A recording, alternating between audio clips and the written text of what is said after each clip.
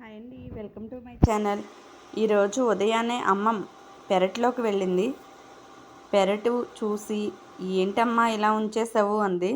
నాకు work busy వల్ల నేనేమి చేయలేకపోతున్నానమ్మా, ఖాళీ ఉండడం లేదు అని అంటే అమ్మ క్లీన్ చేస్తుంది. మొక్కలంటే మాకు చాలా ఇష్టం, మొక్కల్ని పెంచడం అంటే ఎంతో ఇష్టం. కానీ ఈ మధ్యన వర్క్లు బిజీ వల్ల ఏమీ చేయలేకపోయాను. అమ్మ క్లీన్ చేసేస్తుంది శుభ్రంగా. 3 hours పట్టింది అమ్మకి క్లీన్ చేయడానికి. ఇవ్వండి, క్లీన్ చేస్తుంటే ఆ గడ్డవి ఎలా పట్టేసాయో చూడండి. ఇలా క్లీన్ చేసేసింది అమ్మ. ఫ్లవర్స్ చూడండి ఇప్పుడు కనిపిస్తున్నాయి. వీటికి వాటర్ అవి పెట్టి అమ్మ మొత్తం క్లీన్ చేసి ఎక్కువ టైం పట్టేసింది. 3 hours పైనే పట్టేసింది. ఆ తరువాత ఈ గడ్డిలో మేము ఎప్పుడో వేసిన వామాకు ఉందని చెప్పింది. సరే అమ్మ, కొయ్యి బజ్జీలు వేసుకుందాము, పిల్లలు ఇష్టంగా తింటారు అని అంటే కోస్తుంది. కోసి శుభ్రంగా కడిగి బజ్జీలు వేస్తానమ్మా అంది. అవునా, వీటితో బజ్జీ వేస్తారమ్మా అన్నాను. చాలా టేస్టీగా ఉంటాయమ్మా, చాలా సింపుల్గా అయిపోతాయి, ప్రాసెస్ ఉండదు అంది. సరే వేయమన్నాను అమ్మని. 1/2 kilo శనగపిండి తీసుకున్నాం.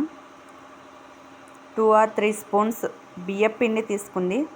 అల్లం వెల్లుల్లి పేస్ట్ కొంచెం 1 spoon వేసాము. కొంచెం పసుపు,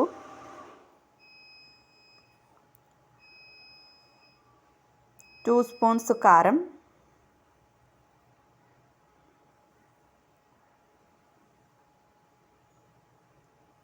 వన్ స్పూన్ సాల్ట్ వేసుకుని కలుపుకుందాము.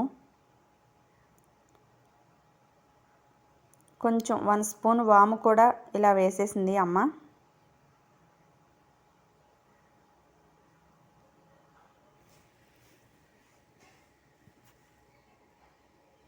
ఇలా వేసేసుకుందాం. కొంచెం కొంచెం వాటర్ వేసుకుంటా బజ్జీ పిండిలాగా కలుపుకుందాం. ఇలా స్మూత్గా కలిపేసుకుని మనం ముందుగా శుభ్రంగా క్లీన్ చేసుకున్న వామాకుని ఆ పిండిలో ముంచి బజ్జీలా వేసుకుందాము. డీప్ ఫ్రైకి ఆయిల్ కాగిన తర్వాత